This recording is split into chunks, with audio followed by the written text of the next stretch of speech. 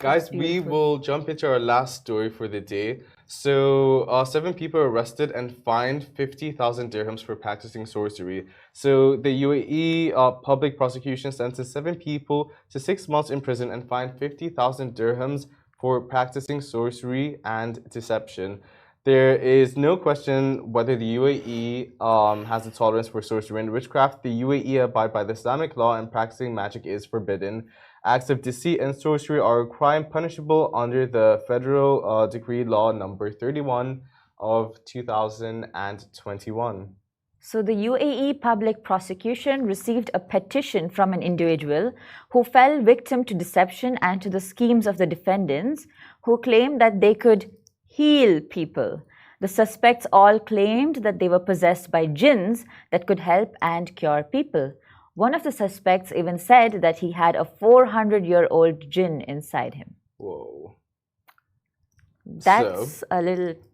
It's a bit deep. Tricky, yeah. Yeah, so obviously, like in a court of law, that's something that you can't bring evidence to. I feel like, in a way, it's a cop-out, what they're saying. Perhaps.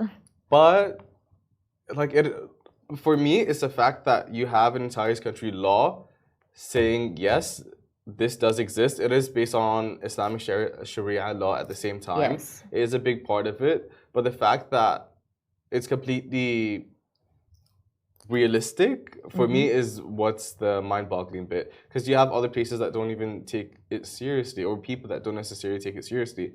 But for someone to get deceived, my thing is someone went up to someone for help, because obviously they must have been suffering inside some type of way. Yes. And for them to be taken advantage of. Exactly. It's sad. It is sad.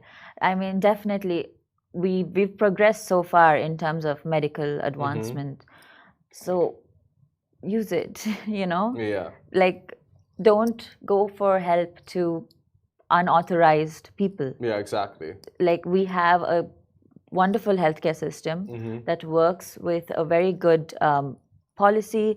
It's a very well-framed network. Like robust. Exactly. So use that. Now, we don't necessarily know the conditions in which said person went to these people for. But it was definitely for some kind of healing or curing. Yeah. I feel like in our cultures, mostly every culture in Asia, these are realistic scenarios where people go to unconventional solutions or places for treatment or help or assistance in some type of way. Right. So to me, this is super real and super scary. Like, we've obviously grown up with jinn stories at the same time. I'm sure you have too. Like in Oman, like people don't necessarily go into the mountains at night because of all of these horror stories. Right. Which I'm actually doing tonight, I think. Oh, wow. I might be driving back to Oman through the mountains, so that terrifies me. Good job, Shahir. It's a beach resort. You were a good friend and a great host. Oh, thank you. I think she's trying to say goodbye to me. No, not at all. But even going through that road, like people have fear. I'm gonna do I think a 7-hour trip after work to get to a beach resort.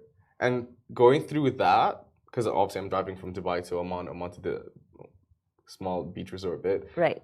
All of that, like there is such fear when people go there. Yes. They hear stuff, they see stuff. So to me, this is super real, and it's good that these people are taken into custody and jailed and fined, because you don't mess with it. Yeah, don't mess with. For me personally, so I'm the type of person, I don't even watch horror films. The best I've done is I've read horror novels. Those were crazy. But besides that, I won't even watch horror films because I'm like, I don't want to invite trouble. I don't want to get my mind in that, cycle where I go like, okay, there's something there. Oh, this tap was closed, now it's open. No, I was just absent-minded. I don't know. I refuse to think about it. So I'm not going to think about it, and I'm just going to, For me, it's the fact that you're reading a horror novel. Like, how does that get scary? Horror novels can be scary if written by the right person. Elaborate. Well, it's just thriller. So this particular book is by this British author, Sarah Waters. It's called The Little Stranger.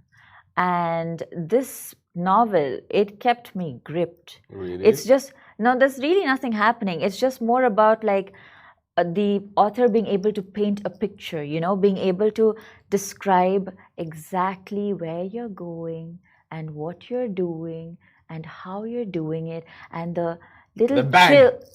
the little chills that come in, Really? and then bang, Wow. and then like it's all about the way you write it, honestly. Yeah. But this is I'd not a be writing curious show. to figure out how they actually do that.